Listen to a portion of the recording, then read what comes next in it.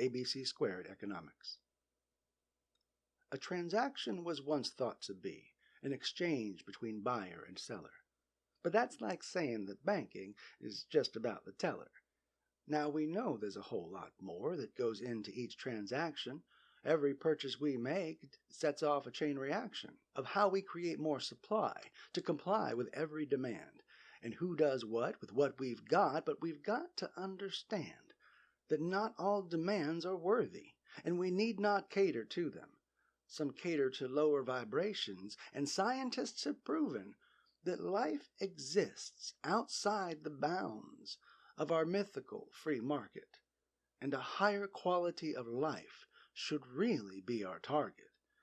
As we stand here in the now and aim into the future, can we envision our species as more than merely mindless consumers?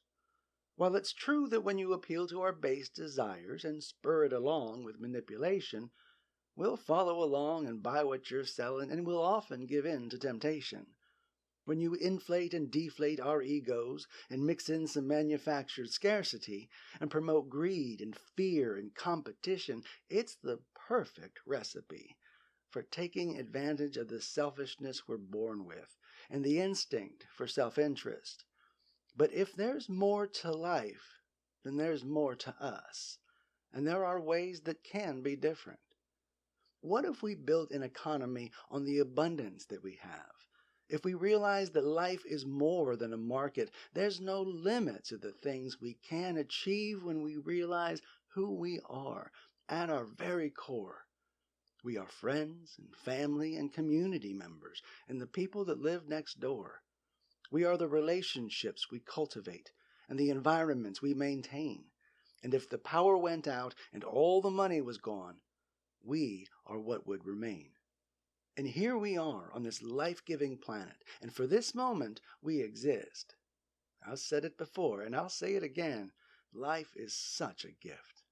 Imagine if we had the power to direct the flow of our transactions. What if we could guide our money to make what we want happen? What if, when we were paid, our money was channeled automatically? Because when it all comes down to it, it's only information and energy.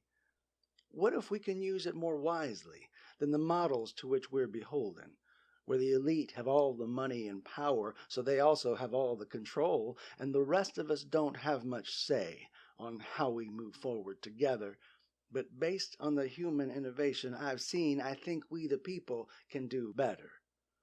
Considering how we've balanced things out before, there are 4 variables to our economy. How we practice the art of living through our business, citizenry, and community. So let's begin with the end in mind and realize we are all one big global community. The spirit of life infuses us all, and now may be all we ever know of eternity. But we know we're all connected. We know we're all sisters and brothers. And if we're going to realize a life of resilient abundance, there's no need for so many to suffer. So let us all agree right now that things we do have consequence. What if every economic interaction we make serves to lift up human consciousness? As churches have done for ages with their tithes and other offerings, what if 10% of every transaction went to heal the world and alleviate suffering? We don't have to be religious to want to give back and help out the needy. And when you're living a truly abundant life, there's just no need to be so greedy. Since each of us are different and we each have different passions, we each get to choose what we support, which endeavors, organizations, and actions. What if we could change how much we give? Because some of us may want to give more. Some of us have realized the joy that comes by serving the homeless, the sick, and the poor. The truth is, we're already doing this, but we can do it much more fluidly. Because if we want the money in our economy to flow, we've got to treat it like a currency. If we automate the golden rule by channeling some of our energy to our community, what if we also participate in the world by channeling some of it to our citizenry? As it stands, governments take our money to pay the House and Senate, and they do a lot of things we don't want them to do as they decide how they can spend it.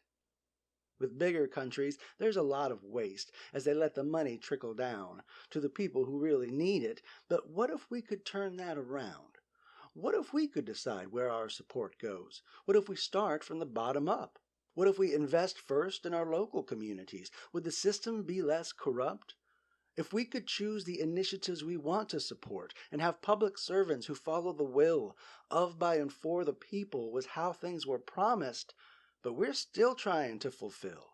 The potential of those people and the power of participation, it could very well be that democracy is going to require a bit more engagement.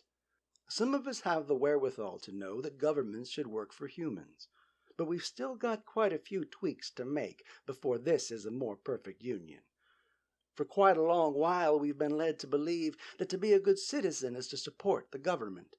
But there's a greater loyalty we should consider. With our planet we should make a new covenant. While we should patronize our various governments for as long as they are relevant, as good citizens we should take better care of the earth and try to use some more intelligence on how we use the resources we have of time and space and nature. And for all that we've screwed up so far, we should start buying it back by the acre. What if we expand our forests, plant more seeds and let life grow, invest in wilderness and diversity? Just imagine what we could sow. While it's true we're a global community, life's about much more than humans. Embracing that knowledge is a very big part of the wisdom revolution. As we participate in business, we establish what we call a market. This is where we need to use our heads. We would be wise if we would hearken the lessons that history has taught us as we still continue to learn what we're actually capable of and how we should discern, where we put our attention and how we find our purpose, how we use our time and talent so that we can be of service, so we connect with like minds who like what we have to offer. We look for win-win situations so that both of us can prosper. Where we have not used business well is where it's a winner-take-all game, and history has proven that we do better when we collaborate. Much of the business we have going on right now is making a pretty big mess, and we seem to have made it our business to disdain and diminish our true wealth for sheer busyness. For the last 100 years, we've been the unwitting subjects of psychological marketing and advertising campaigns by people who are totally obsessed with ensuring that we're just good consumers who keep making garbage which makes them more money. And I know that it can get so much worse, and it is not going to be funny.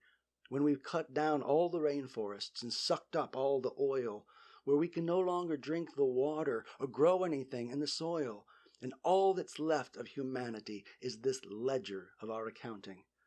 And the silly belief that we control anything with our most ubiquitous art form is astounding. But there is a chance we can use this tool, and it could bring greater benefit if we can build on our nature to collaborate and not always have to be so competitive.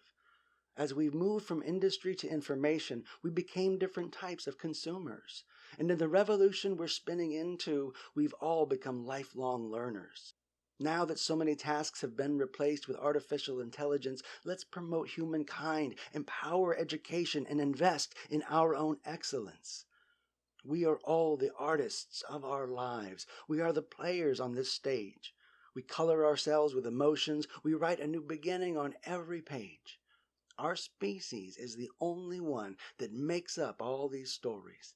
We constantly regale ourselves with fables and allegories. We tell the stories of the gods who came before to hammer everything out. And though we repeat these tales way down deep, we also have our doubts. We're told the story of creation and how all this was made for us. It does us little good to question it, so we just go along and trust that the leaders who say they're our leaders were placed there by some greater intelligence. But as we've come to realize, usually it's just dumb luck and happenstance. We tell stories about our differences. We've come up with races, class, and factions. But our most amazing story is one we all share. It is the most incredible of our abstractions. This unit of value we all agree to, this symbol we have of our unity. There is no other story that we'd rather tell than the one that we tell about money. Yet the story we've told in the past has been based on debt and based on scarcity. But we've gotten ourselves to the point where we can now move forward with much more artistry. The first thing we need to realize is we've made it all up to this point. After slavery was abolished, money was a pretty good tool to exploit the labor of the masses to serve the profits of a few. But with a growing class of billionaires, we should probably start anew. Eventually, we have to face the reality that we just can't pay our debt. Corporations and states have no feelings to hurt, so there's no reason to get upset. For the $247 trillion in debt we've created, I just don't think it's likely that we can pay all that back with the money we've actually made, which is, in the trillions, is only 90. For the time being, let's just deal with what we've got and see where the money has been damned. And then let's get that back into the flow and come up with a better plan. For anyone who has over $1 billion, let's get that back into circulation. If you think you need more than that to spend in this lifetime, you should be a mental patient. This obsession we have with this game of seeing who can snatch up the most, it's kind of pathetic that we enable this behavior just so they can boast. Some may say if we take away the right to be a billionaire, we'll lose the incentive, we'll lose drive and ambition. But I gotta be honest, I'm okay with that because I think we have an addiction. If selfishness is our highest virtue, and we honor nothing more than greed, then billionaires are perfectly fine. But personally, I think we need to honor people who don't need as much, people who just want to be, people who don't want to grind it or crush it, and don't always need to compete. People who want to make art and make friends, and who want to make every day count. People who don't need fortune and fame because they realize that life is about so much more than the things you collect. It's the things that you give and let go. It's about the love you share and the ideas you spread and finding yourself in the flow. And I don't think the new economy should be just about how much we can purchase. I think the goal we should all be striving for is empowering one another to find purpose. So let's get the excess from the top and put it where it's needed, and let billionaires be the leaders we need by directing the flow to the people. What if we had an income that was basic and universal, just so we can alleviate poverty and ensure that every person has enough to participate in the economy that we're building, and empower people to build a life and not just make a living? After all the money in the world was made with resources to which we all have claim. So let's reset and redeal with more understanding and wisdom and let humanity start a new game. What if we just paid people to be the artists of their lives? You're paid to show up and just be yourself. But if you're inspired to apply your attention and energy to other things, and you start to get ambitious, you learn whatever you need to know so that you can go about your business. You find allies and build relationships and network with other partners. You gain other opportunities and your income starts to get larger. And for every project you work on, invest yourself in a product that is digital. Soon you find yourself with a number of endeavors that produce an income that's residual. And you realize the more things that you do, the more that has to be done. And there's usually a bit of cleanup after you've had your fun. So you direct some of the flow you've created as the artist of your life to those who empower you to do what you do, organizations and other allies. For healing the planet and lifting up others, you get to be responsible by giving back and supporting the source that makes all of this possible. For a while I've had this idea about the technology of the future. But ABC Squared Economics is about more than just computers. It's a way to direct our energy toward what we really are. We are spirits living in bodies with fertile minds and wild hearts. And as we continue to realize the tools that are available to help us create the lives we envision, there is so much of which we are capable. Life is the gift that keeps on giving.